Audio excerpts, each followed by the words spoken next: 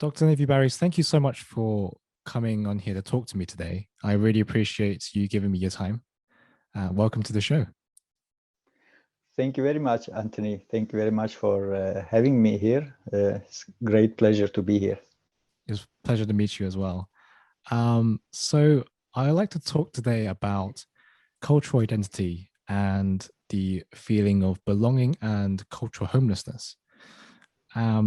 Because you told me in the research that you're a Kurdish Armenian researcher from Turkish Kurdistan.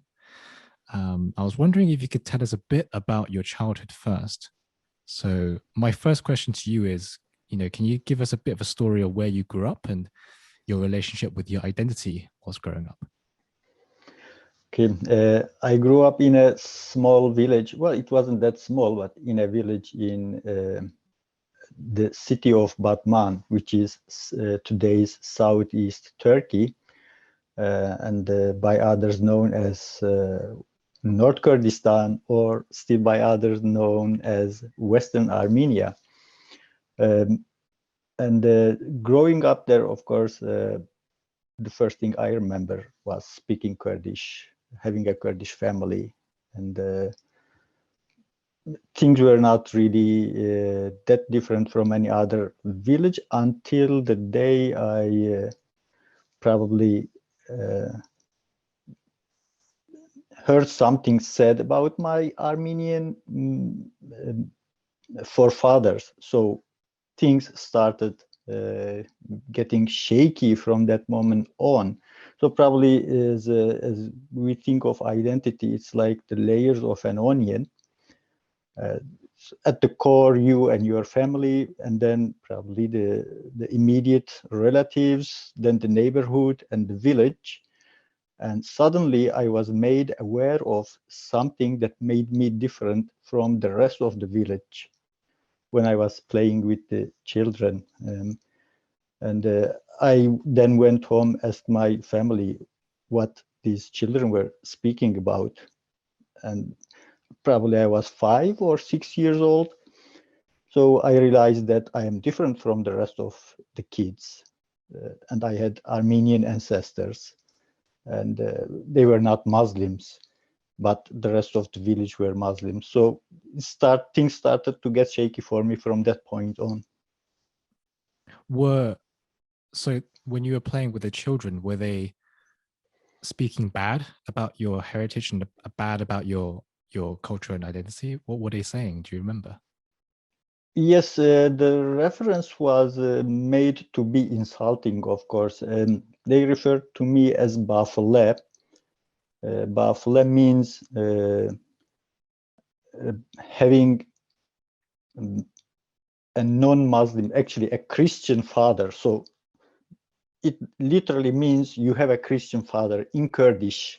Bav means father and File means Christian or Armenian in the case of Kurdistan.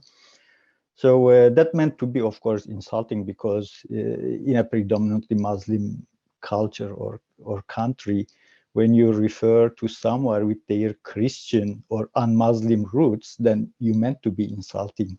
Yeah. And how did that affect you? How did that singling out of you, having Christian forefathers, how did that affect the way you were growing up in a predominantly Muslim neighborhood? Did you want to be Muslim like all the other kids when you were growing up? I think it was, first probably unpleasant until it was maybe at some point traumatic, you could say, because the moment my peers started referring to me or trying to hurt me, that was of course meant to hurt me in a way, because it was said in a minute of fight with my peers.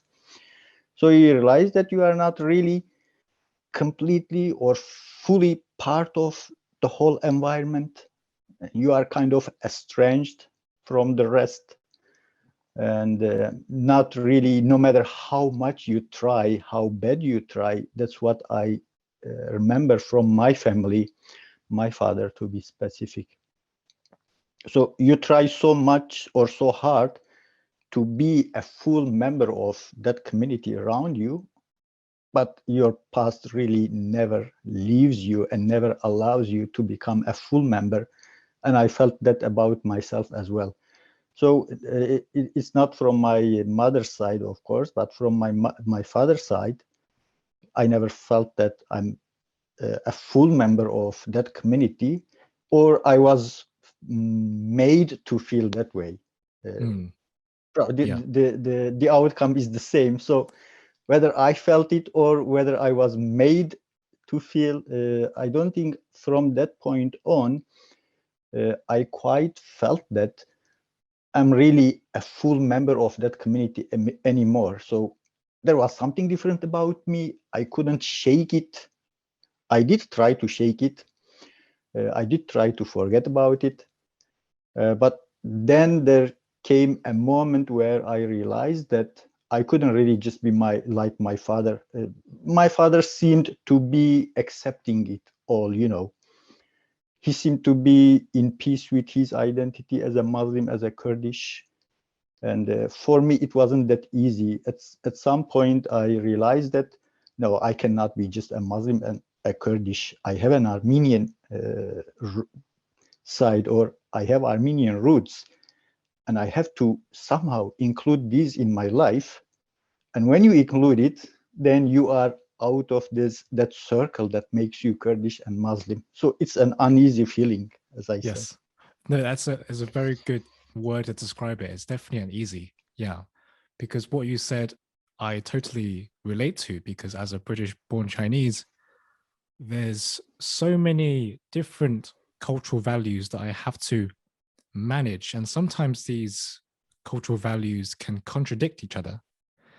And to find out which one to adopt and which one to emphasize in different social settings, it's quite a challenge when you're growing up as a child. You're trying to figure out the world and understand the world. But yeah, you're also right in saying that, you know, we don't really belong anywhere fully. We're not really full members of a community. But the difference I think in your case, if I may say, is that Kurdistan is not an established political sort of entity. Geographically it is established, but politically it's not. So there's this sense of a geographical belonging, but not political belonging. What's your opinion on Kurdistan right now, as of today, in modern day? Can you tell us a bit about that? Yes, well, I would like to tell, of course, as much as possible, but it's quite a messy, let's say, situation to try to describe in any way. As you said, Kurdistan is a political geography, or is a geography, a region. It has been so since times immemorials, probably. But since there is no Kurdistan as a state, and there wasn't Kurdistan even as an autonomous region like the one we have in Iraqi Kurdistan today, or partially there is an autonomous region of Kurdistan in Syria. Back then in 1980s, there was no political recognition of any sort when it comes to the name of Kurdistan or the geography of Kurdistan.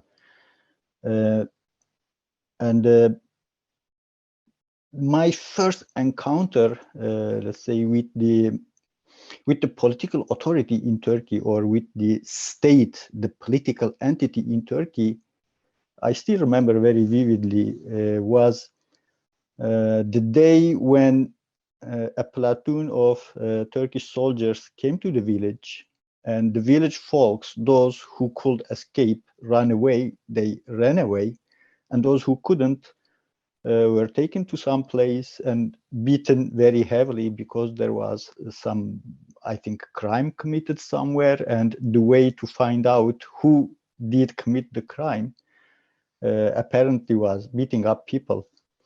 And so this encounter with the political entity made me, as a child, I still hadn't started school yet, so I realizing that something, again, is very off or very unusual with the political setting over there. So back then we didn't really have. I hadn't heard the name of Kurdistan. I wasn't aware of the Kurdish political identity or cultural identity yet. And I remember again that when there will be a visit from the Turkish military or the gendarmerie, the rural military, to the village, or when people would know that soldiers will be coming to the village, my mother would bury the tape recordings of Kurdish singers under the ground in our yard, and after they will be leaving, she will be taking them out. So we couldn't, then I slowly realized that, well, we couldn't really freely listen to Kurdish music. It was forbidden. And I realized that my mother will be also hiding the pictures of our relatives who were imprisoned in the city.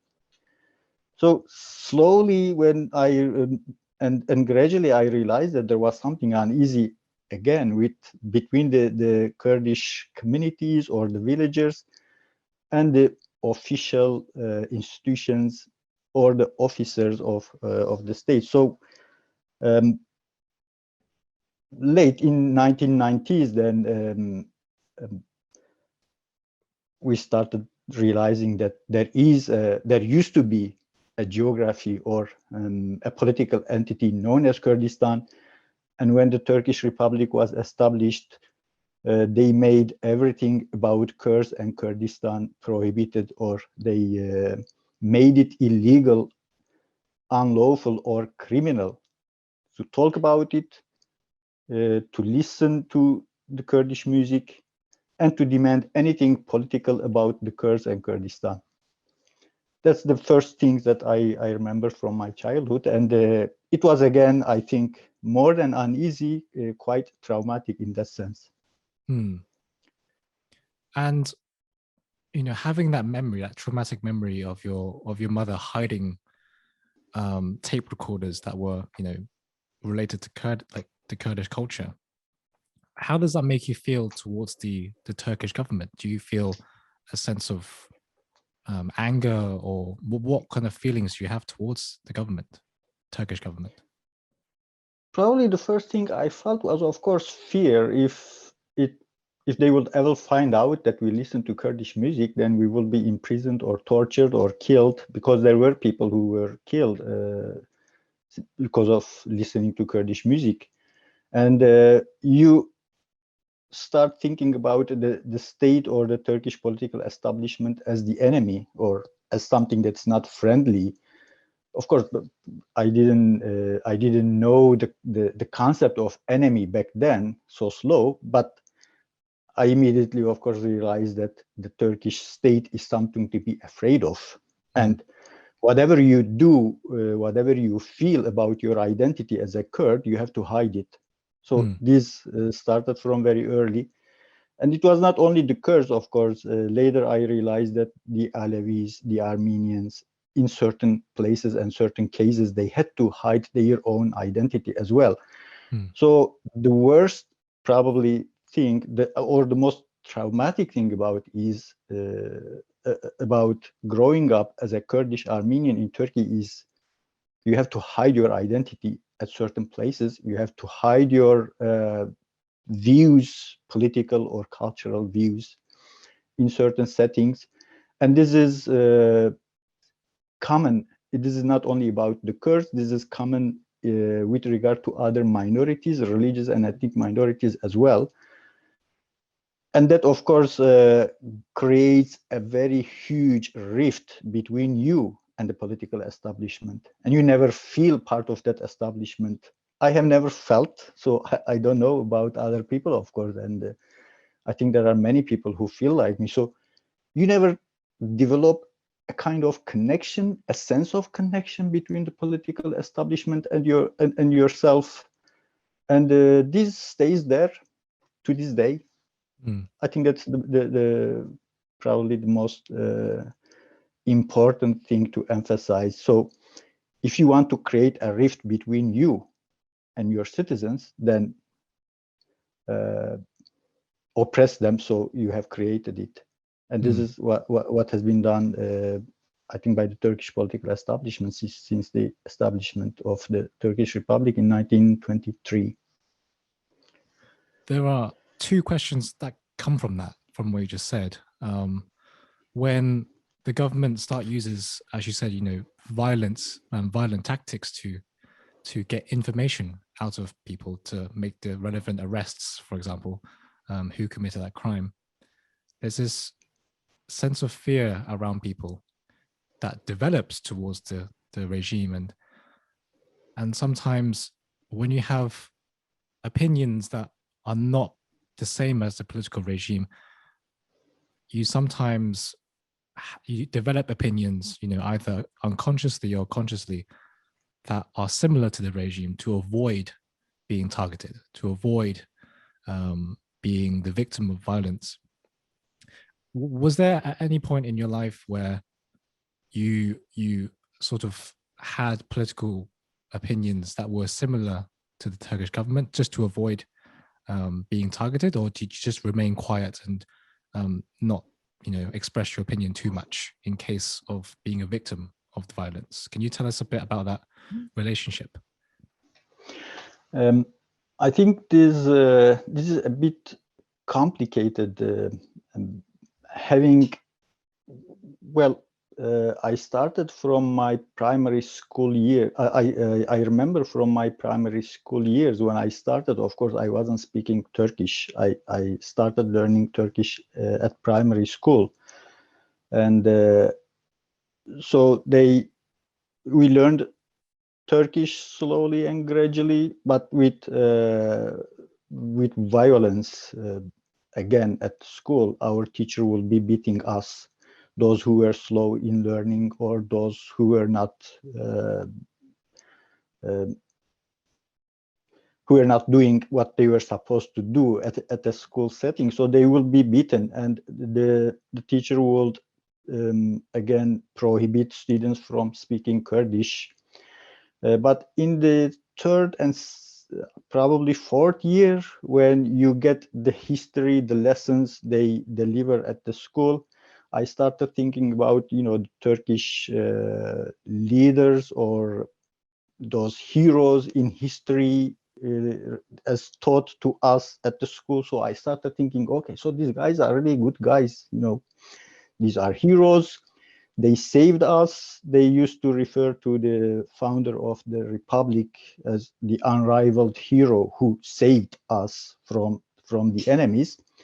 So that creates a confusion. Okay, at home, these people are referred to as oppressors, and at school, they are teaching us that these are heroes, leaders, superhuman in accordance with certain qualities. So it created a confusion. And I remember going back home and telling my family, saying that, well, the leader was actually a good guy. Why are you, seeing him in a negative way?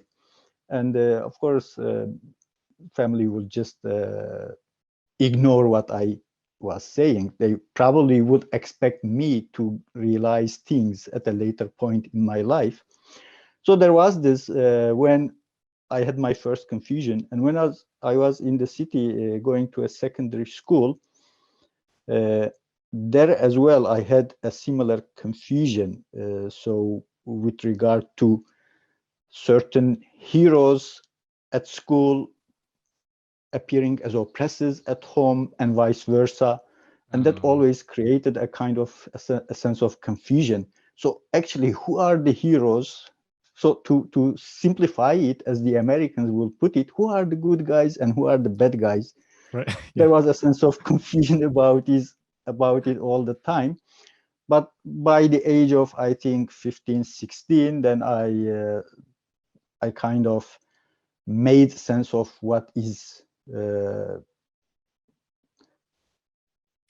I don't mean to put it in a way that this is right and this is wrong, but I had a more stable sense of identity and culture and political establishment and then I started making things, making sense of the things in a better way. So at some point, I mean, for most of my life until I went to the university, I would just shut up because I was afraid of sharing my opinion, revealing the true self of me, whether it's in my village in community or whether it was at school setting. But after the age of 16, 17, after I started university, I stopped hiding anything of that sort. And from that point on, I think I was more honest with myself, with my identity, if I can say so, because I don't think identity as one thing, as having one core. It has a lot of lanes, like it's not a one-way road. It's a huge road with probably 16 lanes. So I started making peace with my Armenianness, with my Kurdishness, with being with being a non-Turkish person, because in my childhood I will think that, well, the Turks are absolutely superior than Kurds, so why I'm not a Turk? I will be thinking of this. So these rifts, these confusions, this sense of inferiority will be there, I think, until I probably finished my high school.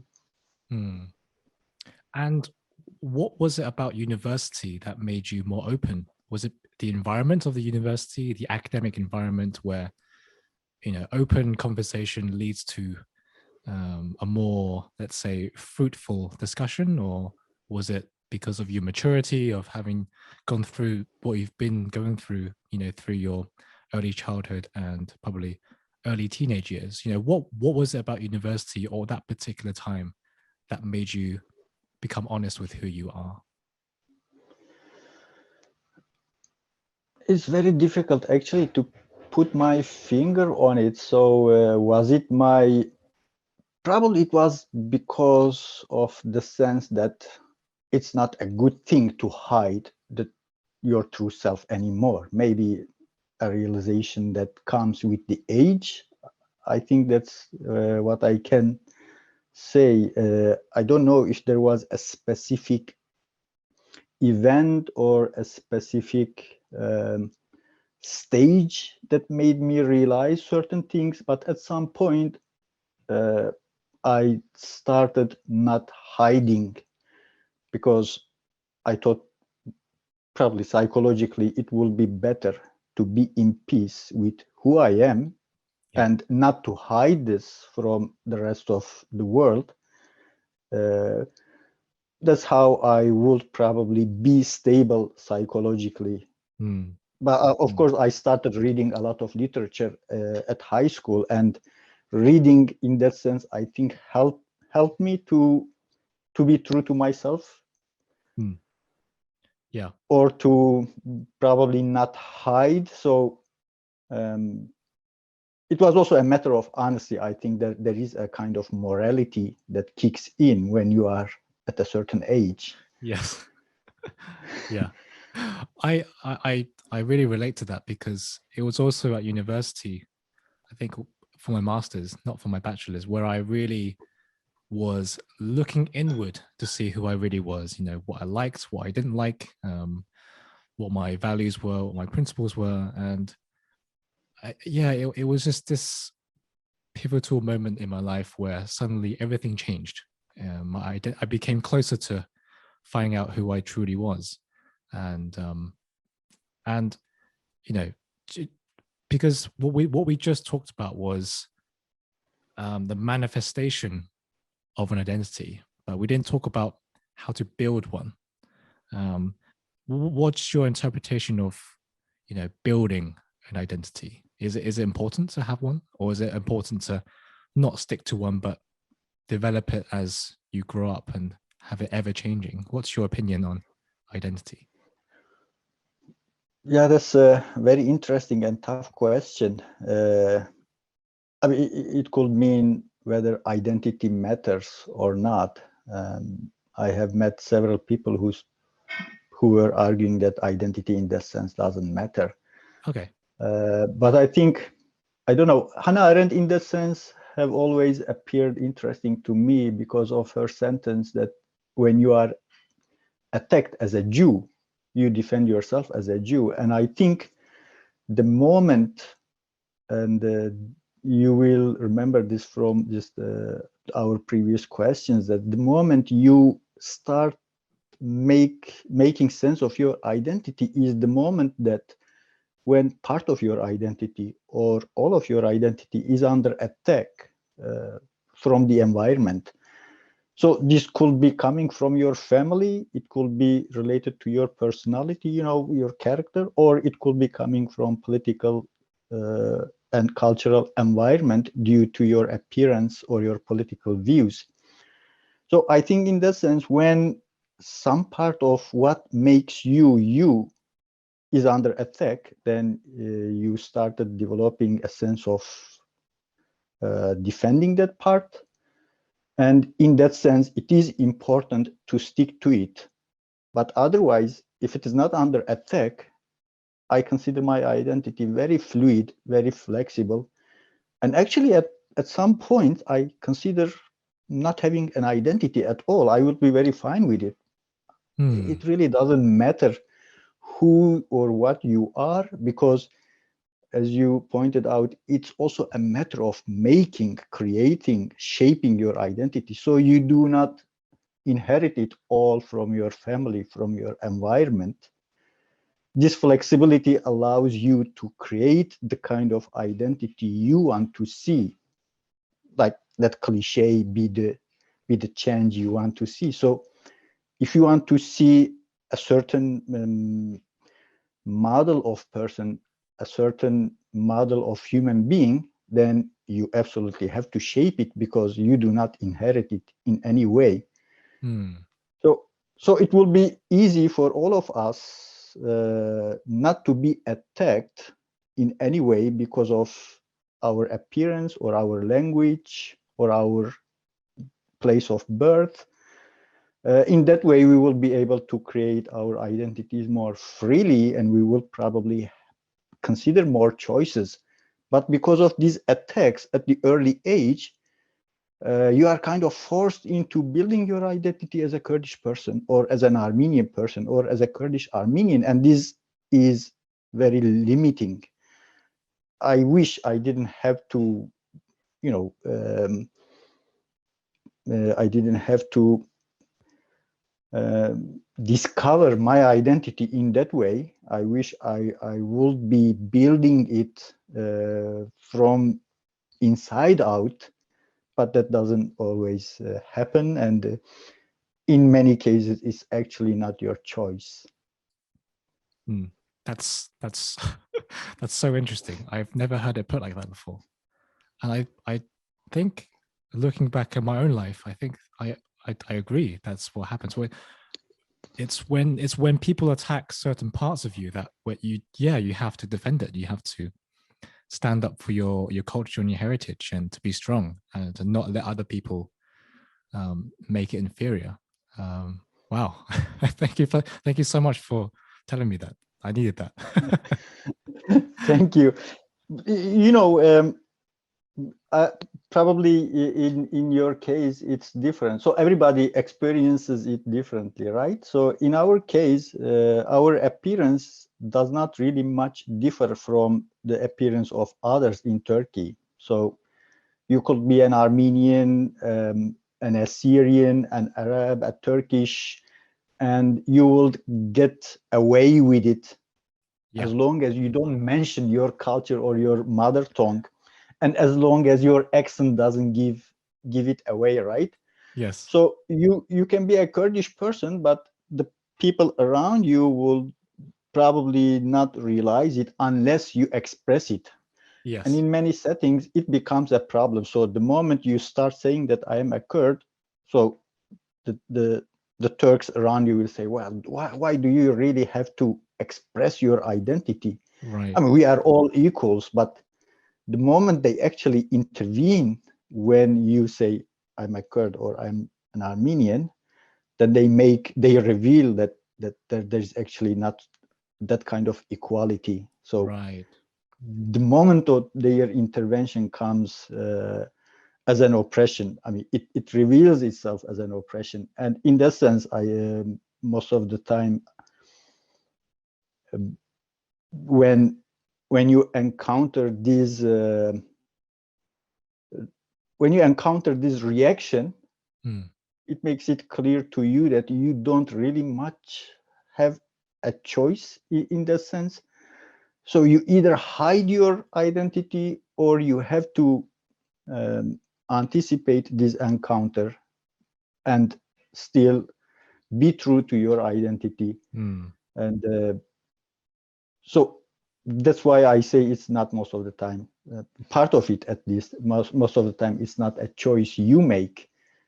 You will either be, you either hide who you are, or when you come out, so you will have to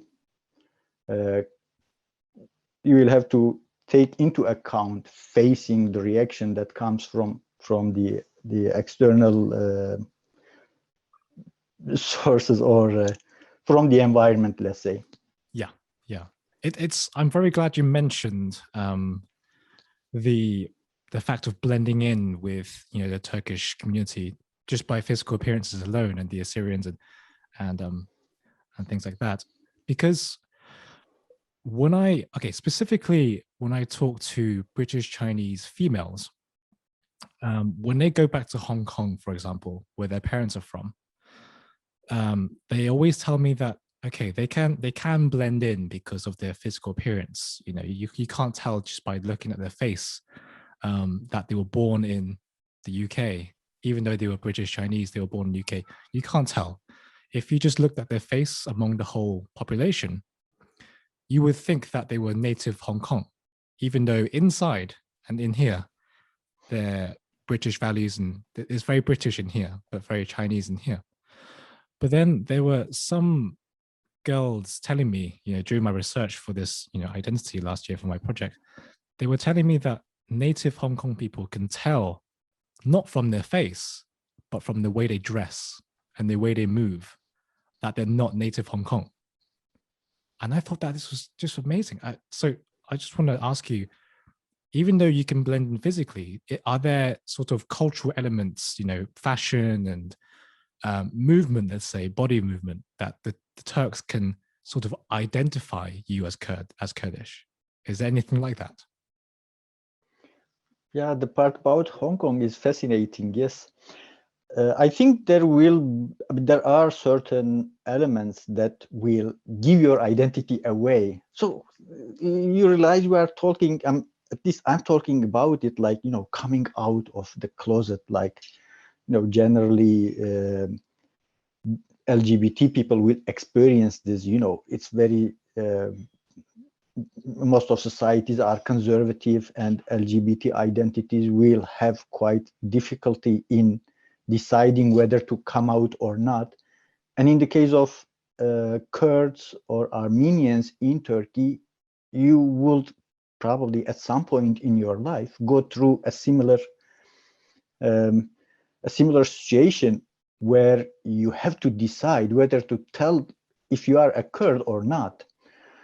And yes, there are certain physical appearances, movements, but mostly I think the accent, the way people speak Turkish, gives their identity away, because the southeast and eastern Turkey is predominantly Kurdish, and people coming from that region speak with an accent. And the moment you start speaking Turkish, this accent can be picked up by non-Kurds, or by those who consider themselves as Turks. That's one thing. So I think the most important thing is accent, and at certain cases, the color of skin will give it away. And of course, the place of birth is another criterion where you can deduce whether this person is a true Turk or not. because racism in many Western Turkish cities come at you from the place of birth. So they won't they won't understand if you are a Kurdish or a Turk, if you are a Kurd or a Turk, from your accent or from your clothing or from your appearance. But when you start interacting with them and when your place of birth comes out, then they realize that you are from the Kurdish majority part of the country. And again, discrimination starts. I say discrimination because I experienced a lot of it when I was trying to, let's say, rent an apartment, when I was trying to find a job. And many Kurds or Armenians like me, of course, face this. So there are certain criteria, and I think the accent, the appearance, and place of birth are the three strong elements that give your identity away, although you will be trying to hide it. Mm. Although, even if you try to hide it, I mean. Why is the Turkish government trying to suppress Kurdish expression and the Kurdish identity, in your opinion? Well, of course, we have tried to understand or make sense of this dynamics, especially the historical reasons, as historians write about it, is that the collapse of the Ottoman Empire, before the Turkish state, there was Ottoman Empire.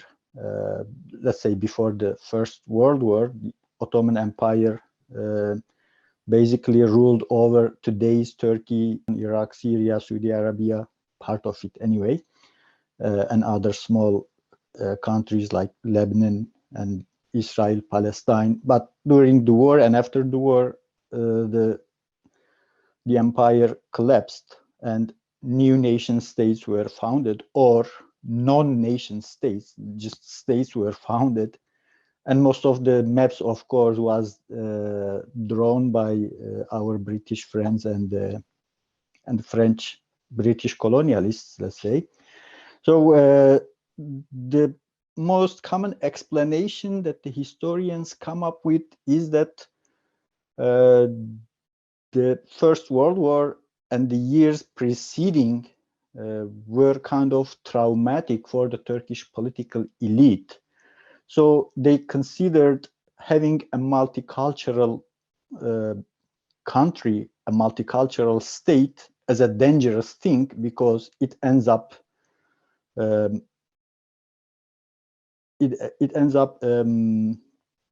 partitioning the country from inside out.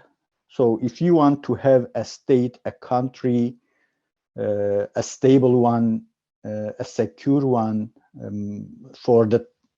for as long as you would like, then you have to either found a country that will only inhabit Turks, or if it inhabits other elements, other religious and ethnic elements than Turks, then you have to assimilate them. And these trauma that the Turkish political elite went through made them quite, they say, hostile towards ethnic and religious identities that are not affiliated with Turks and Sunni Islam, let's say. That's the most common, I think, explanation in history books we come across. And I think I sense this personally as well. I can say that this explanation tells a lot, because the moment you start expressing an ethnic or religious identity, a cultural identity other than the Turkish identity in Turkey, people will say that you are being a separatist. Don't do that. We are going to end up losing our country, because this is the way that the countries get separated or partitioned. So look at Yugoslavia. So all these bad examples are there, and they will. That's how at least the hostility towards other cultural identities and expressions start. Hmm.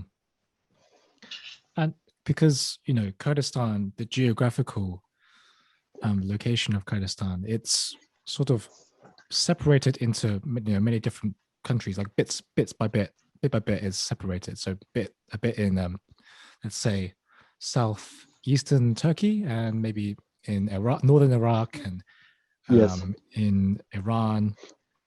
And you know, what are the relationships between all these different minorities in these different countries?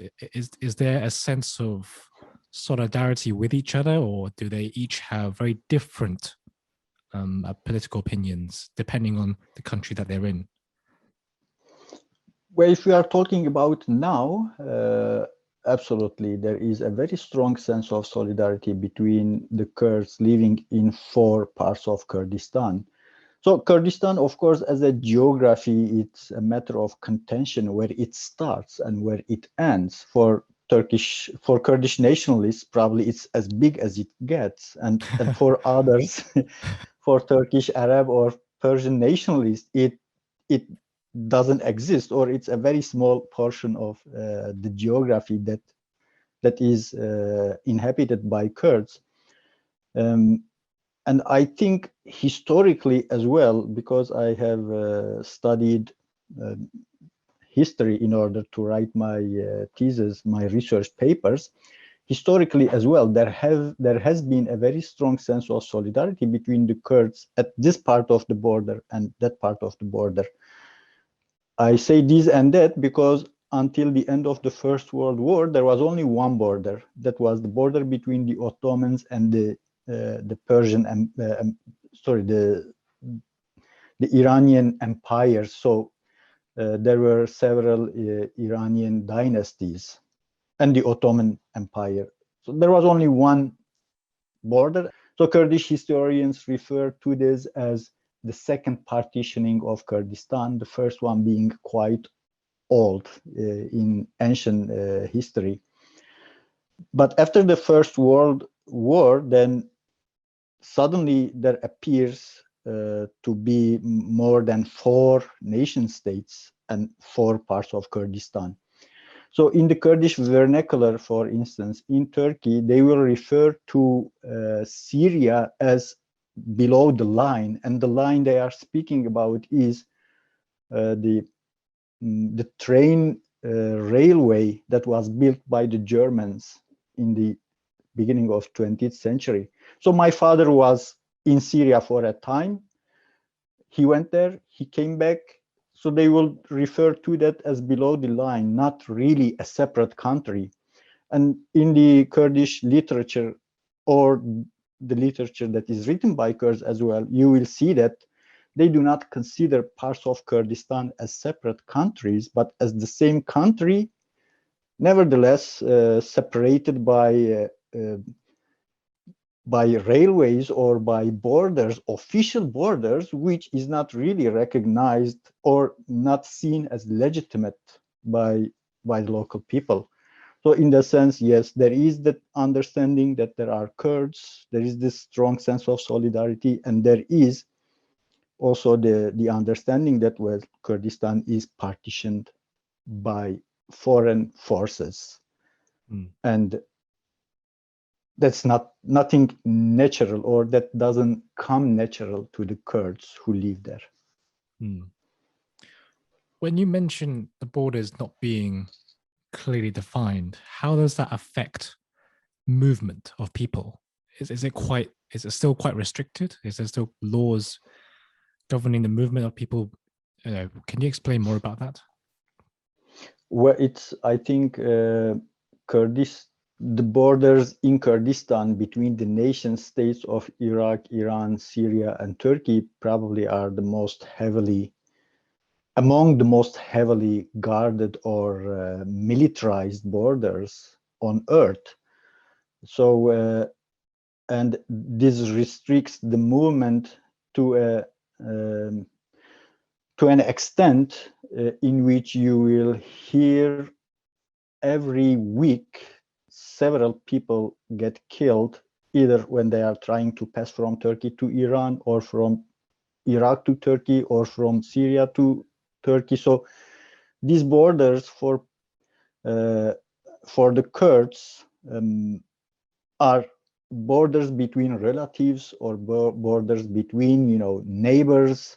So you do not actually stop moving from here to there just because there is a wall or just because there is barbed wire. So they still try to pass, and they continue trading. They continue buying and selling goods at one side of the barbed wire and to the other side of the barbed wire. And that's why the call bars, that's a specific name for people who move goods between Iraq and Iran, or between Iran and Turkey. So you will hear that every week or every month, several of those get killed by either the Turkish or Iranian or Iraqi security forces. So it reduces the movement to a very limited movement, but it doesn't stop people from moving or trading or moving goods between the borders, the official borders, let's say. Yeah. Just one example. In 2011, in such occasion, in an occasion, the Turkish airplanes bombed the Kurds who were moving certain goods from Iraq to the Turkish part, and 34 of them get killed at one instance. That's known as the Roboski massacre. So there are these events in history as well. In 1940s, there was another episode in which 33 got killed, again by the Turkish soldiers. So there are events and continuous, let's say, continuous criminalization and massacres and murders of people who move between parts of Kurdistan. And that's also, I think, part of the official policy or official official policy of the four nation states that rule over Kurdistan now. Was there any protest to the killings at all? Yes, there are still protests. That there were very widespread protests in 2011 after it happened. And from then on, every year, there is the commemoration of the massacre and widespread protests again. But for the last 5 or 6 years, well, since 2015, to be specific, the Turkish government is very hostile to any protest in Kurdistan, particularly in the Kurdish majority regions, while also it's also a problem in Turkey in general. So the protests continue, but nobody has been held responsible for the event. I mean, you will think that the Turkish democracy is a stronger one right now. Well, actually, in 1940s, when those 33 Kurdish villagers were killed by a Turkish platoon, the responsible commander was punished, and he committed suicide when he was in prison. But in the late massacre in 2011, after that, nobody was punished. So with no high rank or low rank, let's say, military officers being punished, this is basically a case of, I mean, the impunity is a very established policy within the Turkish government with regard to these massacres or murders. You you wrote a paper that I found really, really interesting. It was called Kurds, A History of Deliberate and Reactive Statelessness. I just want to say thank you so much for writing this. I thoroughly enjoyed reading it. Can you tell us a bit more about this deliberate and reactive statelessness when it comes to Kurdistan? Well, that story is always interesting to me as well. So my father, although he is an Armenian descent, he is a Kurdish singer poet. They call Dengbej. So they have this immense memory of songs and stories. And especially in rural areas, they used to be like the TV, the cinema, the radio, all this entertainment in one. Right. So my father will tell a lot of stories, and he still tells. When I speak to him, he still tells those stories, and I enjoy listening to him. So of course, I grew up with all these stories about Kurdish heroes or Kurdish battles with the Turkish or other forces.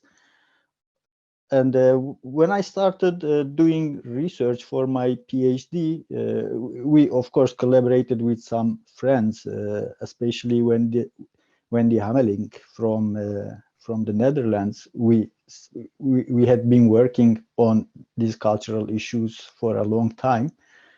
So I suddenly realized that some stories that my father told were kind of corroborating historical stories that actually taken place, and there are historians have written about them in detail. So I said, okay, let's go deep on that, because in the songs and in stories, you get a sense of what a state is for the Kurds.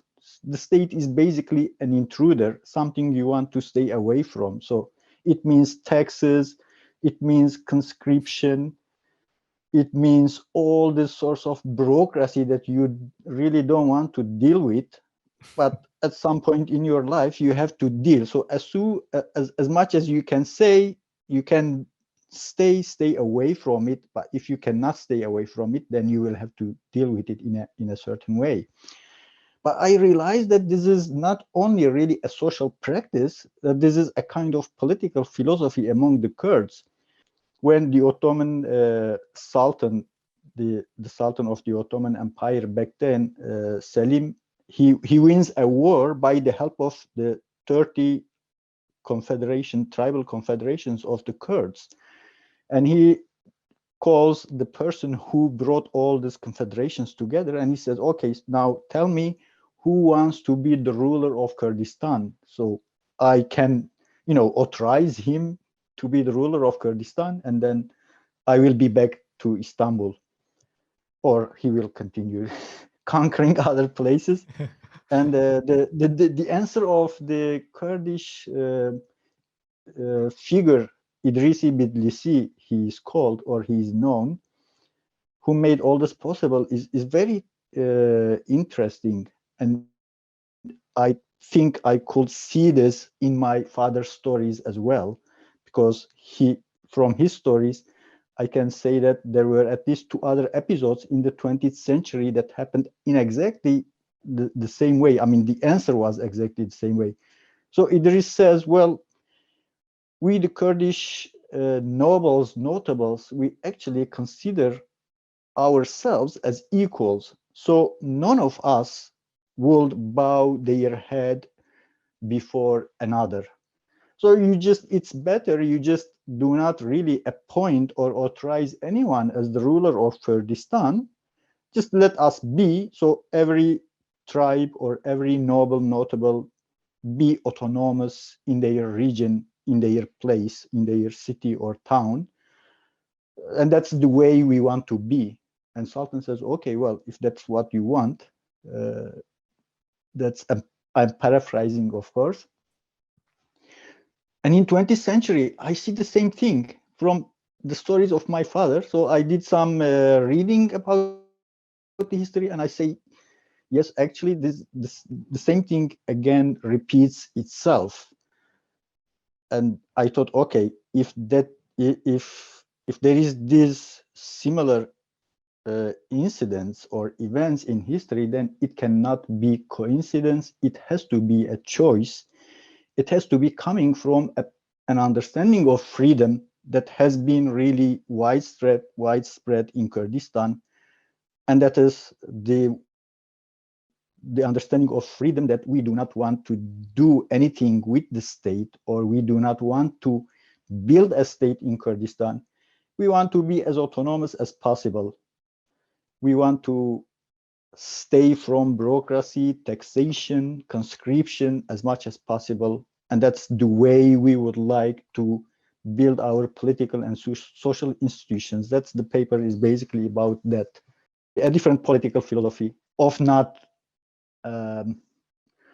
living under the rule of the state, or trying to stay away from the state. But of course, as a theoretical framework, I used James C. Scott's work, who also writes about the certain Asian communities who stayed away from the state.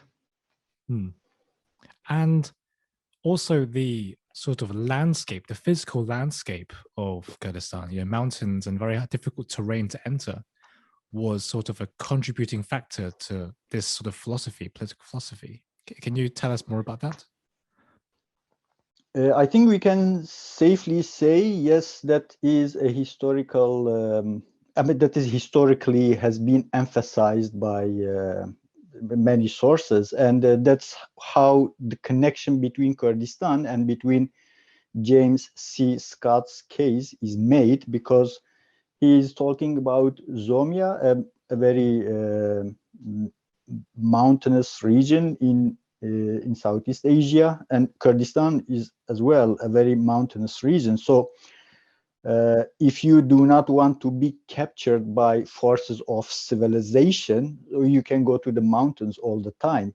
So the Kurds have a saying, they say, Kurds have no friends but the mountains.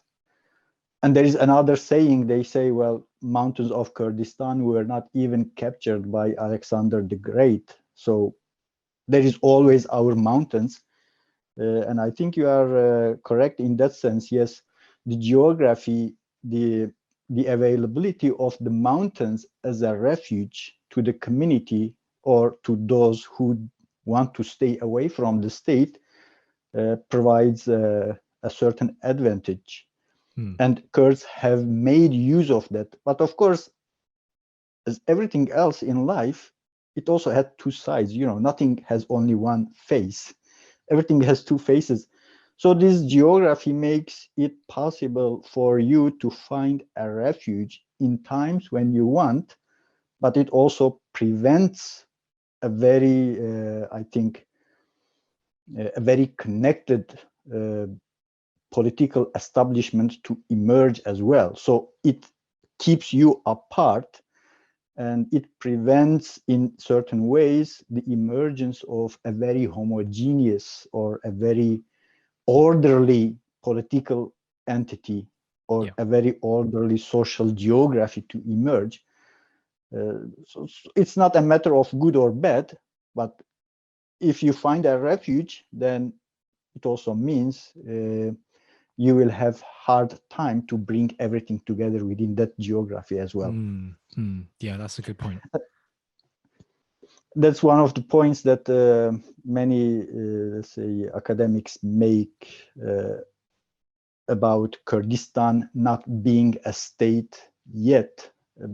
I don't particularly agree with that, but of course it makes certain things difficult in that sense. What are the reasons for your disagreement with those academics? Well, first they say it's a Kurdistan is a rugged terrain, it's a mountainous terrain, so it makes it difficult to forge a political unity between the people. And I say, well, that's not really the main or the most important reason. The most important reason is they don't want to do it to start with, bring everything together under one political authority, under one political establishment. So if they wanted to do it and they failed, then you will be right, but that's not the case. So the other reason is like mostly, the literature on nationalism specifically, they say, there are ethnicities and there are nations. So if you have national consciousness, that kind of takes you from being an ethnicity to becoming a nation. So this consciousness is the difference between societies who found a state and those who failed to found a state of their own. And I don't think this is really a matter of consciousness in that sense, because as early as 17th century, there are Kurdish authors who have spoken about founding a Kurdish kingdom. So the idea that there are Kurdish people with a separate sense of identity, with a shared history, shared values, it's not a matter of consciousness. Again, it's a matter of political philosophy. So this linear understanding of history puts the blame on Kurds because they don't have a state of their own. So if they will, another very, I think, one of my favorites is that the Kurds are divided, that's why they don't have a state. Well, all other societies are also divided. There is no society that you can find actually united. Just a very simple example is the United States. It is as divided as it can get. So this certain linear reading of history blames the Kurds for not forging a state of their own and sees it as a failure, whereas I think it's not a failure, and it's not the Kurds to be blamed to a certain extent, because colonialism, British and French colonialism, as we pointed out, were the forces that draw these maps in the Middle East that we see now. Otherwise, there used to be a Kurdish political geography and a sense of, autonomy, at least in several parts of Kurdistan, even if we do not see Kurdistan as a whole, as a geography, as an autonomous geography, but Kurdish communities and political entities were basically autonomous. So nation state has done much damage, but the most damage is done by colonialism, Western colonialism in that sense. Yeah. Just moving on slightly to the last question I have for you, Dr. Baris. You previously said to me that you didn't have a specific community or country to call home. Apart from a physical place, a geographical place, where is home for you? Is it in people or is it another place? What's your interpretation of home for you? Well, that's a very tough question. So apart from the birthplace or the place you've probably spent your childhood, where can you call home, or where can be home? I think it will be the place where you don't feel strange in any way, where you feel like you are known and you know the place. And I really don't think that place is the place of my childhood either anymore, because that place is also strange to me now. And it was strange to me even when I was a child, as I said, because of my Armenian ancestry from my father's side. Also because I would tend to think in a very different categories or very differently from the people around. So I'm not sure if there is really a place I can say I would feel completely familiar with the geography and with the people. Probably it's better not to call for a home and acknowledge that we are all migrants on Earth of some sort, and try to make where we are, try to somehow transform it into our homes by our good deeds, if that's possible, of course. Well, Dr. Hanifi Baris, thank you so much. Thank you very much, Anthony. Thank you.